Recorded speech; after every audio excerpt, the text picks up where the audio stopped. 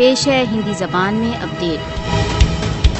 6 जनवरी 1993 60 निर्दोष कश्मीरी नागरिकों को सोपोर में भारतीय सशस्त्र बलों द्वारा हत्या कर दी गई। सोपोर हत्याकांड भारत द्वारा अवैध रूप से अधिकृत जम्मू कश्मीर में पाशविक भारतीय सैनिक कार्रवाइयों का एक भयंकर उदाहरण है। 32 वर्ष की अवधि व्यतीत हो गई, परंतु सोपोर रक्तपात के त्रस्त न्याय की प्रतीक्षा में है। सोपोर त्रासदी के अपराधी 3 दशकों की अवधि व्यतीत हो जाने के पश्चात आज भी स्वतंत्र घूम रहे हैं।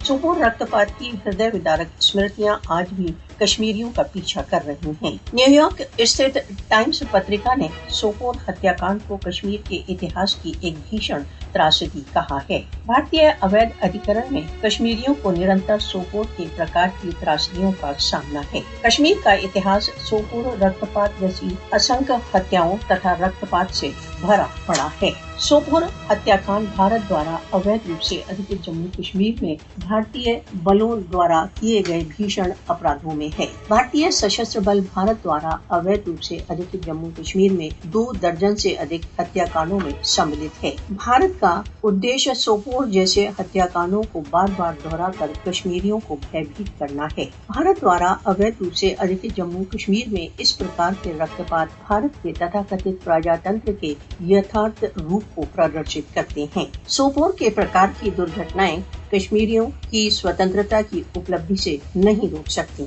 सार्वभौमिक मानव अधिकार संगठनों को भारत द्वारा अवैध रूप से अधिकृत जम्मू कश्मीर में भारतीय सशस्त्र बलों द्वारा किए गए रक्तपातों की पड़ताल करना चाहिए। अंतर्राष्ट्रीय समुदाय को अब मोदी के नेतृत्व के हिंदुत्व शासन द्वारा किए जा रहे कश्मीरियों के रक्तपात को रोकना चाहिए।